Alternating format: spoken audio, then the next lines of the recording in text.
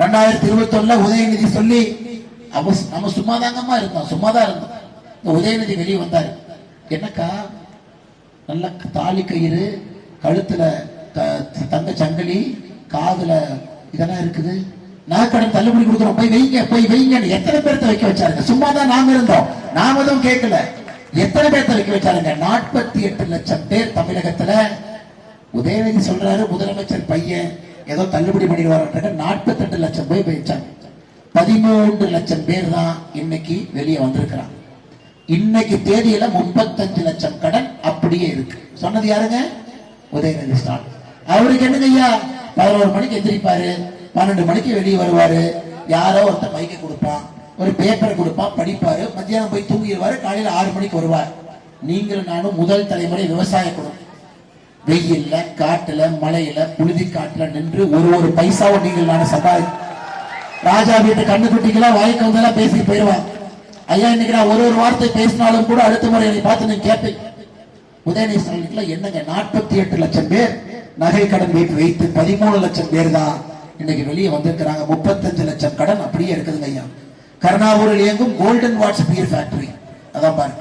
மூலம் நிலத்தடி நீர் அதிகமாக உறிஞ்சப்படுவதோடு இல்ல, கழிவு நீரை மீண்டும் பூமிக்குள் அனுப்பப்படுவதால் சுற்றியுள்ள கிராமங்களில் குடிக்கிற நீர் உப்பு தண்ணியாக மாறியிருக்கு. அதையெல்லாம் மாற்ற வேண்டும் என்றால் அண்ணன் எஸ் காமராஜ் அவர்கள் இந்த முறை குக்கர் சின்னத்துல அவருக்கு அந்த வாய்ப்பை நீங்கள் கொடுக்க வேண்டும் என்று அன்போடு இந்த நேரத்தில் கேட்டுக்கொள்கின்றேன். அது மட்டுமில்லை, அருமை சொந்தங்கள், இங்க தாய்மார்கள் இருக்கிறீங்க.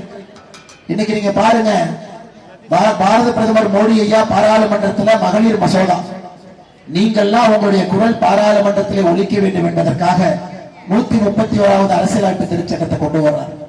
2029 பார்லிமெண்ட்ல சகோதரிகள் பெண்களுக்கு 33% இடஒதுக்கீடு, நீங்க எம்பி ஆகலாம். ஆனா பெண் தொகுதி, உதாரணத்துக்கு ஒரு தொகுதியை பெண் தொகுதியா சொல்லலாம், பெண்கள் மட்டும் தான் நிக்கணும். அந்த மசோதால பிரதமர் சொன்னாங்க, யாரும் கவலைப்படாதீங்க, எல்லா மாநிலத்துக்கும் அதிகரிக்கிறோம். தமிழ்நாடு 39 இருந்து 59 எம்பி, 50% உயர்த்துறோம். தாய்மார்களுக்கு உயர்த்தப்பட்ட 59 எம்பியில 20 எம்பி தாய்மார், 39 எம்பி பொது எம்பி. கேரளா 20 இருந்து 30, கர்நாடகா 28 இருந்து 42, ஆந்திரா 25 இருந்து 38. யாருக்கு கொடுக்கலீங்க ஐயா, எல்லாருக்கும் ஏத்தி இருக்கும்.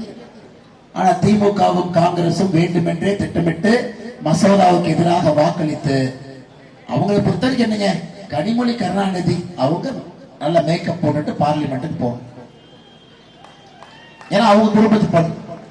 ஐயா திமுக 2 பெண் எம்பி இருக்கிறாங்க, 2 பேர் குடும்ப எம்பி. தமிழச்சி தங்கப்பாண்டியன் அக்கா, அவங்களுக்கு என்ன அப்பா தங்கப்பாண்டியன் எம்எல்ஏவாக இருந்தாங்க. அவருடைய சகோதரர் தான் திருச்சூழியில நம்முடைய நிதியமைச்சராக இருக்கிறாங்க. தமிழச்சி தங்கப்பாண்டியன் அக்கா மேக்கப் போட்டு அவங்களும் பார்லிமெண்ட்டுக்கு போகணும்.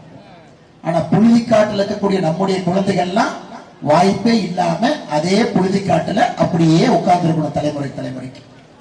அதனால அருமை சொந்தங்களே, உங்களுக்கு எதிராக வாக்களித்த திராவிட முன்னேற்ற கழகத்திற்கு மன்னார்குடியினுடைய ஒரு சகோதரியும் தாய்மாரும் ஏப்ரல் 23ஆம் தேதி நீங்க வாக்களிக்கணும். ஐயா நாங்க உறுதியா மோடி ஐயா அதை கொண்டு வரத்தான் போறாங்க.